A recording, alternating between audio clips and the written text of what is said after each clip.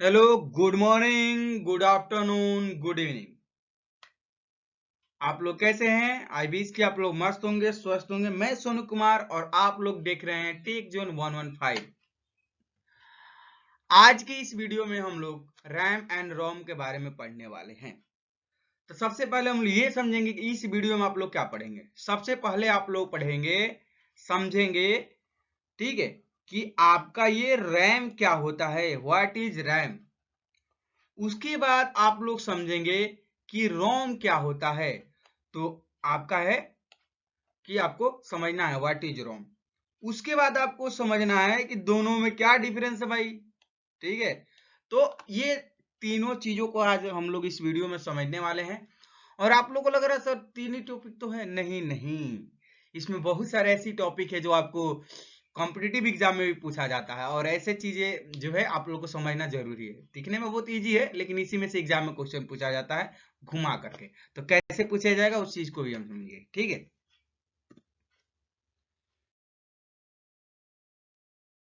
अब देखो यहाँ पे ध्यान से देखो, सबसे पहला क्वेश्चन है हमारा रैम। What is RAM? अच्छा ये बताइए, रैम का नाम कितने लोग सुने थे? अरे सर सुने हो तो सर्च करते। अच्छा कोई बात नहीं, चलिए सबसे पहले रैम का फुल फॉर्म क्या होता है ये समझते हैं। रैम का फुल फॉर्म होता है रैंडम एक्सेस मेमोरी। अगर आपसे कोई पूछे कि रैम का फुल फॉर्म क्या होता है तो रैंडम एक्सेस मेमोरी। अब इसको रैंडम एक्सेस मेमोरी क्यों कहते हैं? Why we call the RAM random access memory? Because its form is full form is random access memory? No bro, इसका नाम हम लोग रैम क्यों रखे, इसके पीछे भी कारण है। बेसिकली क्या होता है अगर रैम की बात करोगे ना, तो रैम क्या करता है, करेंट एप्लीकेशन को रन करता है। जैसे आप यूट्यूब वीडियो देख रहे हो ना, तो आपकी कोई गारंटी नहीं है कि कौन से वीडियो पर क्लिक करोगे।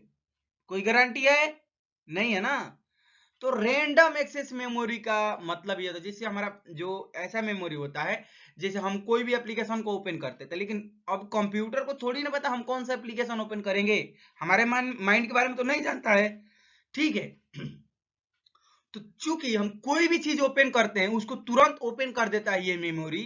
रैंडमली ये किसी भी चीज को एक्सेस कर लेता है। इस वजह से इसको रैंडम एक्सेस मेमोरी इसका नाम रख दिया गया है, ठीक है। अच्छा एक और चीज इसमें देखो, देखो यहाँ पे एक और बहुत ही बड़ी बढ़िया पॉइंट है कि टेम्पोररी मेमोरी इसको कहा जाता है। Temporary memory of the computer, RAM को temporary memory of the computer के नाम से भी जाना जाता है। कितने लोगों को पता था? नहीं पता होगा, चलिए कोई बात नहीं आगे बढ़ते हैं। ये कौन से डेटा का स्टोर करता है अभी आपको बताए थे। RAM store data currently in use. ये वैसे ही डेटा को स्टोर करके रखेगा जिसका उपयोग होगा।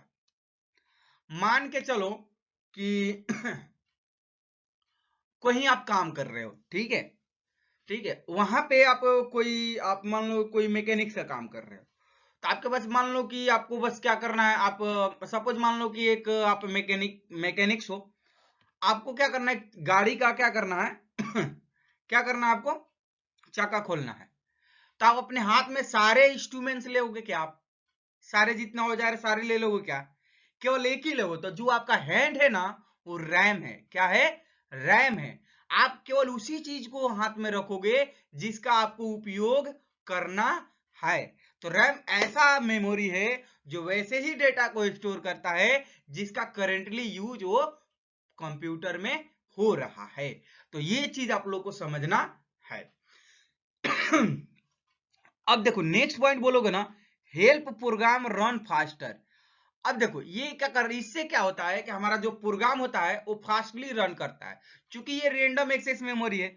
सपोज मान के चलो कि आपने कोई फोटो एडिटर एप्लीकेशन ओपन करा, ठीक है, तो उसमें बहुत सारा ऑप्शन होगा ना, ऑप्शन होगा, और उसके हिसाब से फंक्शन होंगे। तो कहने का मतलब ये, सपोज एक और एग्जांपल सॉफ्टवेयर का एग्जांपल, जैसे मान लो कि हमको क्या करना है कि हमारा एक एमएस वर्ड एप्लीकेशन है। एमएस वर्ड एक एप्लीकेशन होता है जिसमें हम लोग डॉक्यूमेंट बनाते हैं, ठीक है। उसमें पिक्चर सब कुछ ऐड कर सकते हैं, वीडियो एडिट कर सकते हैं, कुछ वीडियो के लिए मतलब हम लोग कुछ डिजाइन कर सकते हैं। तो सपोज मान लो कि आपको क्या करना है, एमएस वर्ड में एक पिक्चर इंसर्ट करना है।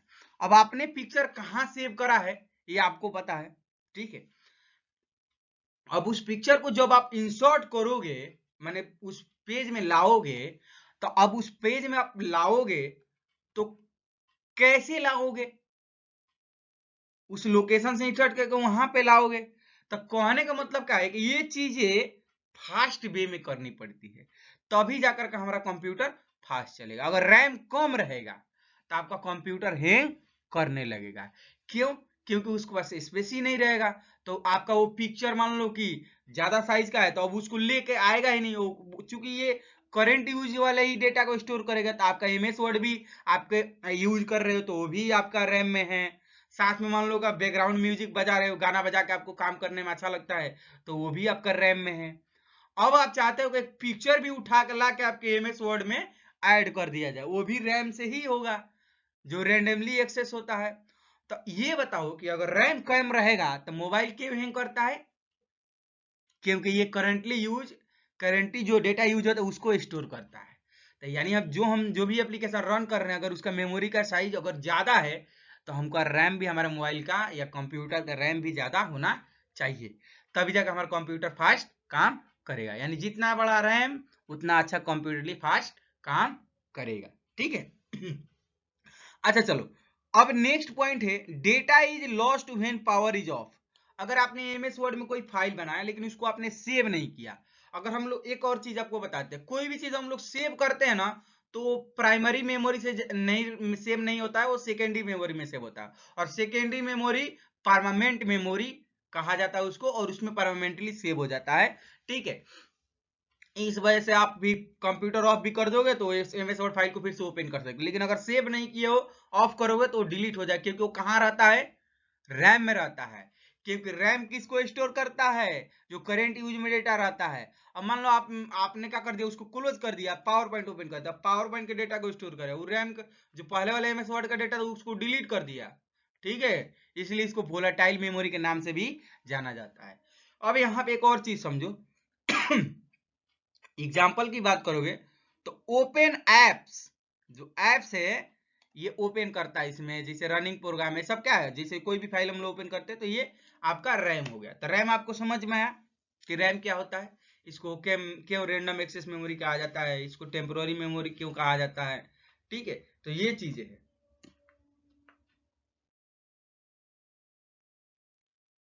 रोम जो है ना, ये भी एक मेन मेमोरी का ही पार्ट है। देखो, रैम एंड रोम दोनों मेन मेमोरी है, लेकिन इसका फुल फॉर्म क्या है जी? Read only memory.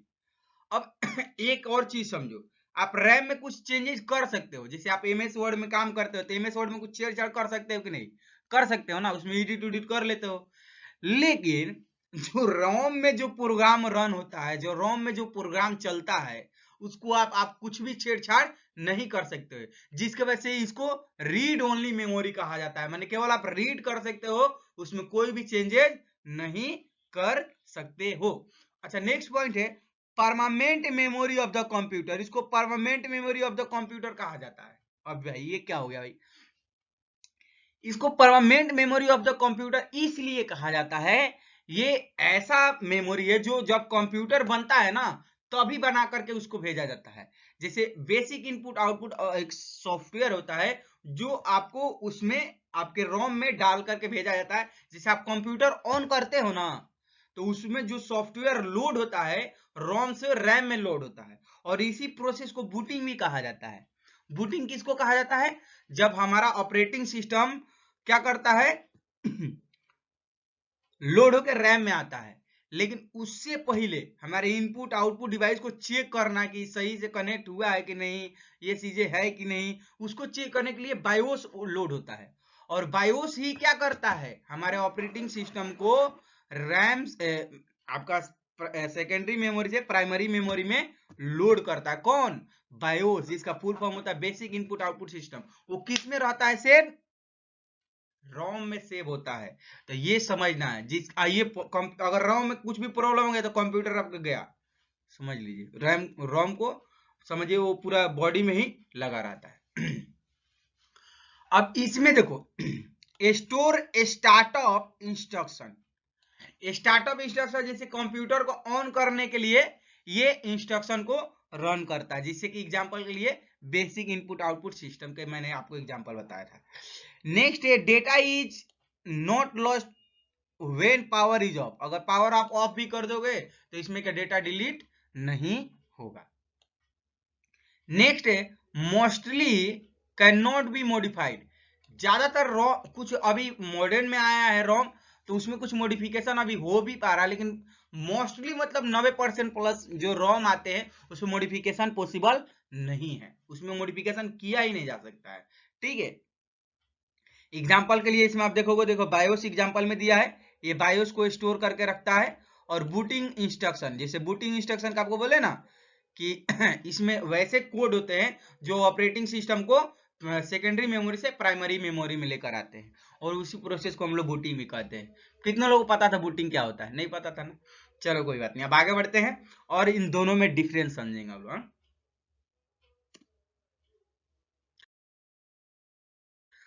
What are the difference between RAM and रोम?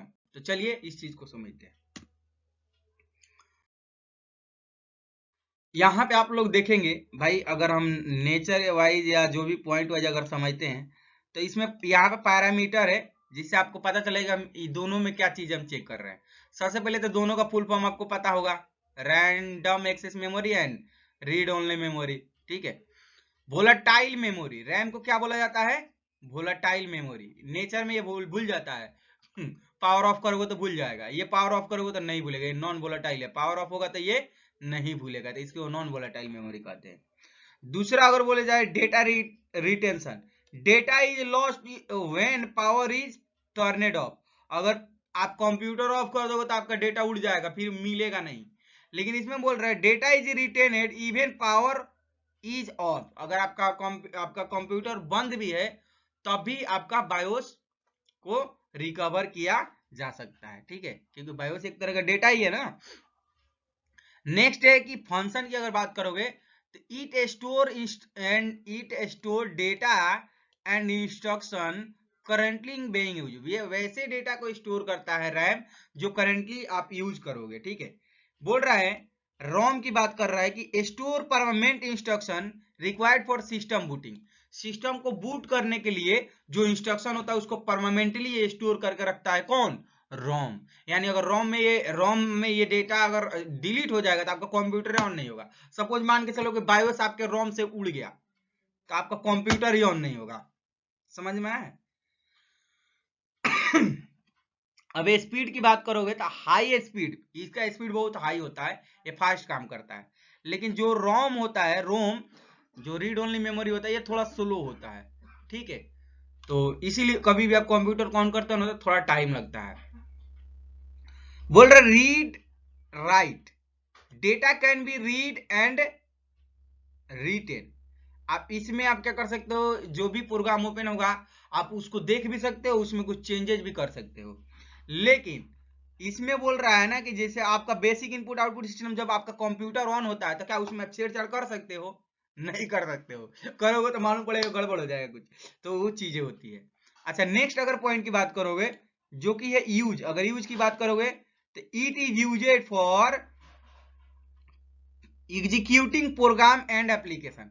ये प्रोग्राम को एग्जीक्यूट करने के लिए, रन करने के लिए इसका उपयोग किया जाता है। अब बोल रहे हैं कि रोम का उपयोग किस लिए होता है? ROM is used for storing firmware such as BIOS. Firmware क्या होता है? What is firmware?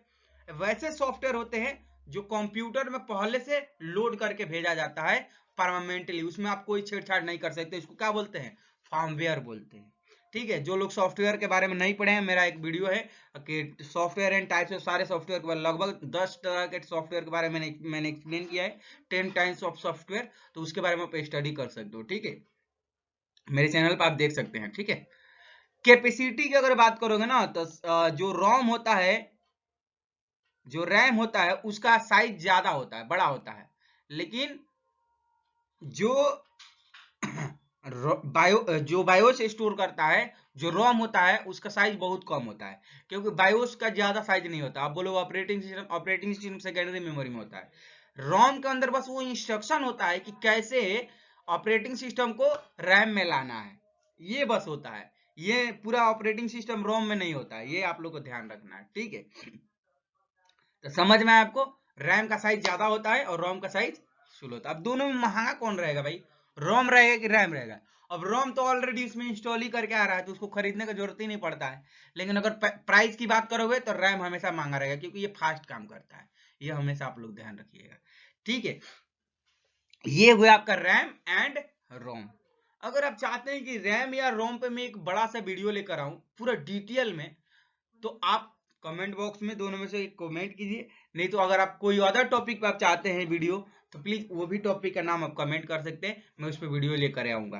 तो आई विश कि आप लोगों को इन दोनों में डिफरेंस समझ में आया हो, और आपके लिए एग्जाम में बहुत ही हेल्पफुल होगा, और आपके कॉम्पिटिटिव एग्जाम में भी ये आपको बहुत ही हेल्पफुल करने वाला है, ठीक है। बाकी